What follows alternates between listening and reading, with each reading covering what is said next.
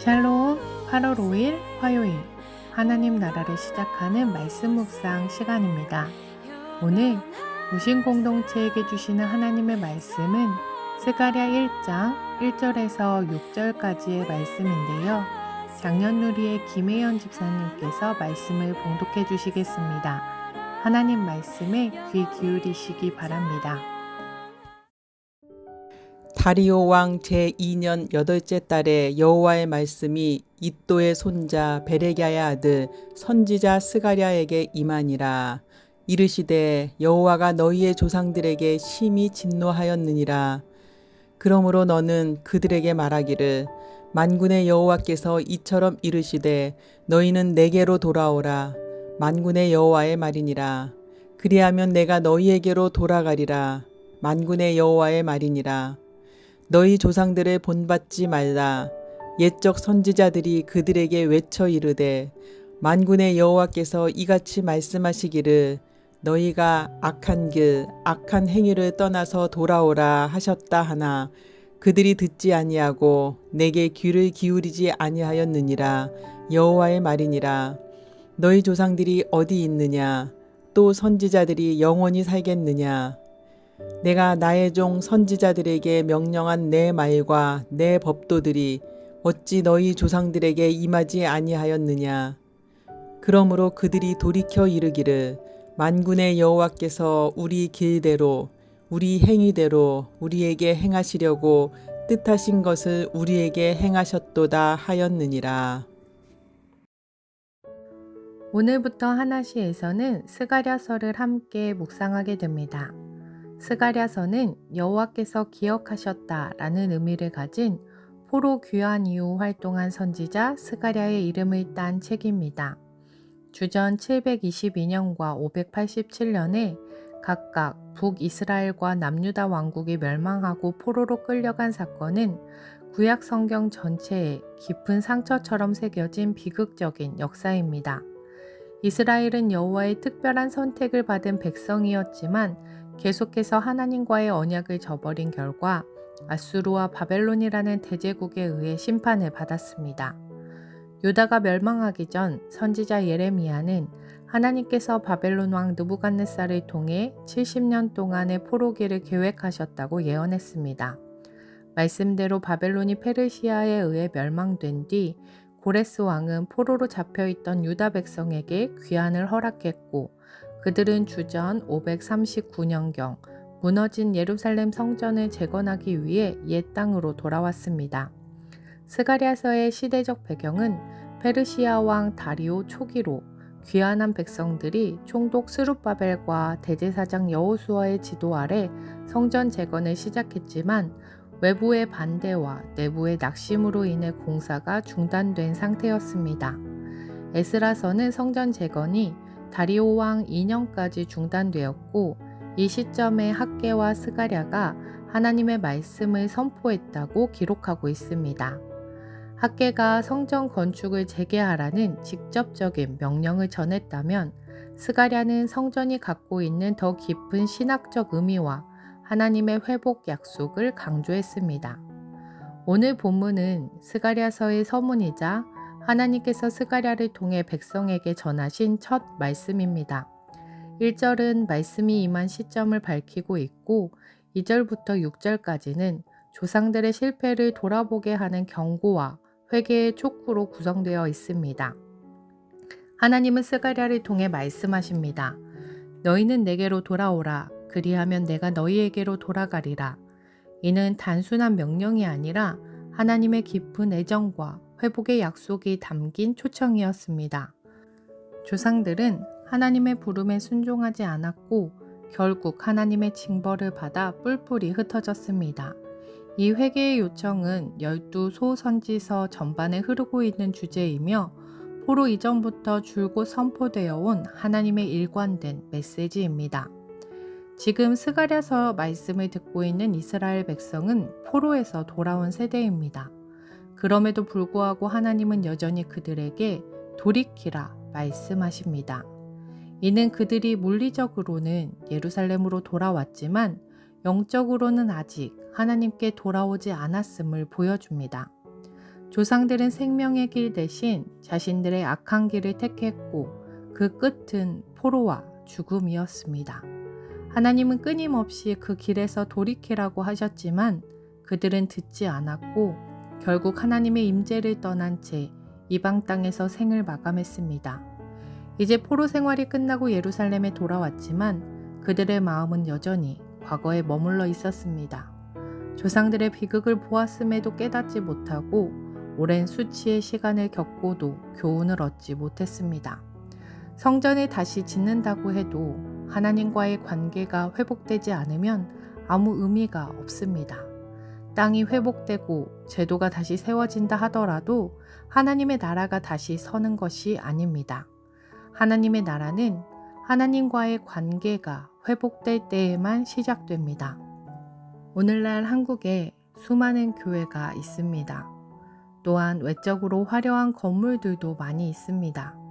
그러나 그 안에 하나님께서 함께 하시지 않는다면 그저 건물일 뿐입니다.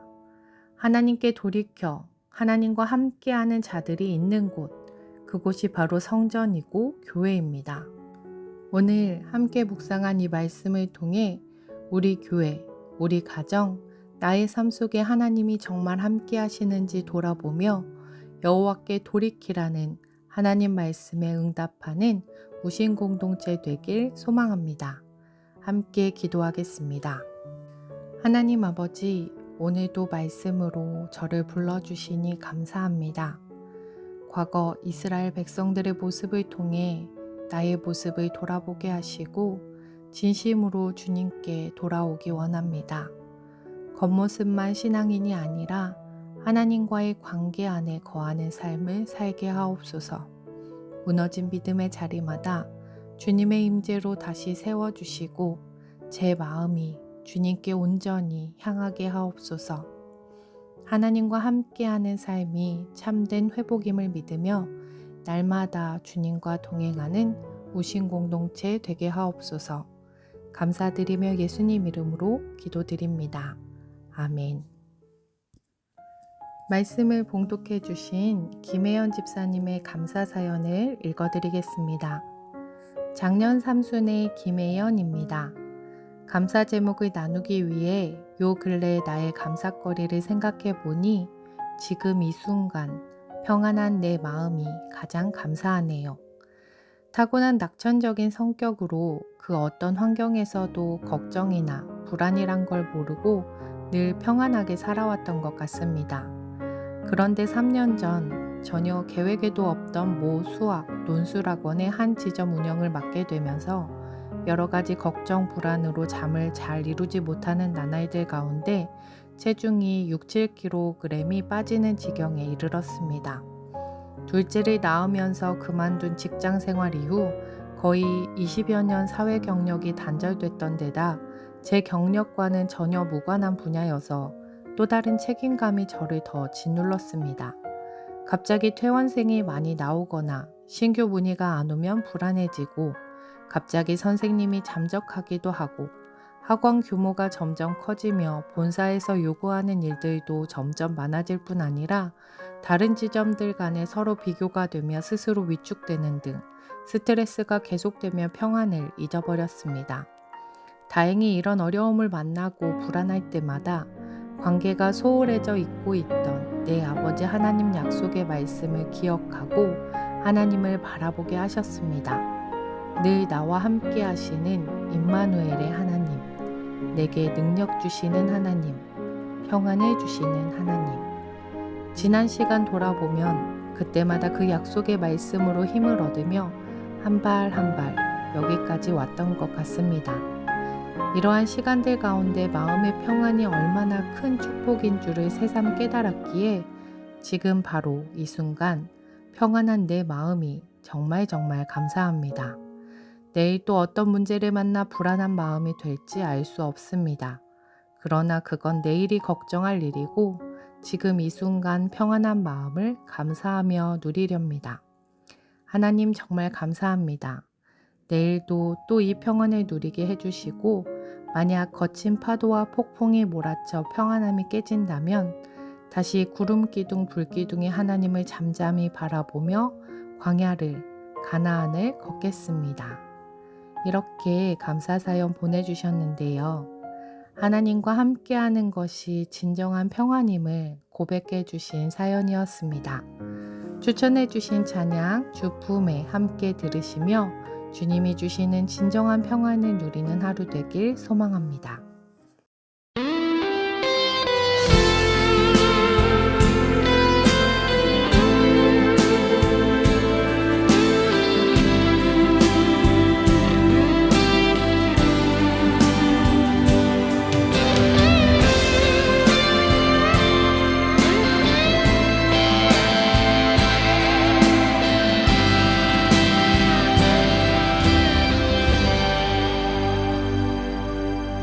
주 품에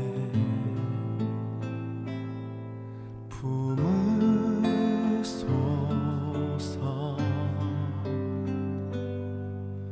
능력에 발로 덮으소서. 거친 파도 날 향해 와도 주와 함께 날아오르리. 폭풍 가운데 나의 영혼 잠잠하게 주를 보리라.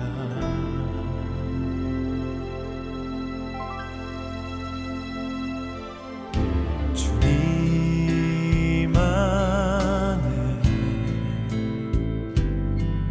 나 거하리.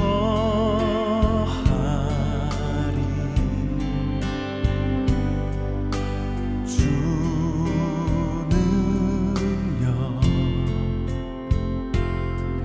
나 잠잠 힘있네. 거친 파도 날 향해 와도 주와 함께 날아오르리. 폭풍 가운데 나의 영혼 잠잠하게 주를 보리라. 거친 파도 날 향해 와도 주와 함께 날아오르리. 폭풍 가운데 나의 영혼 잠잠하게 주를 보리라.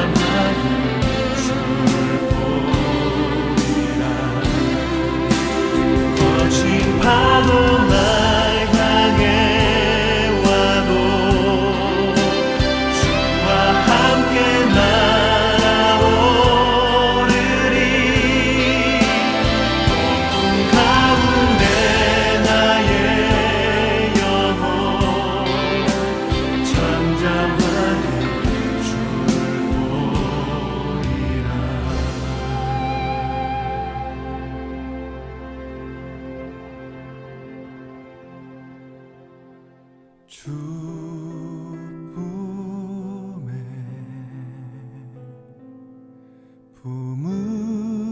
품으소서.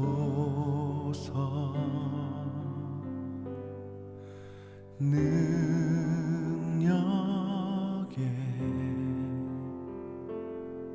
발로 덮으소서.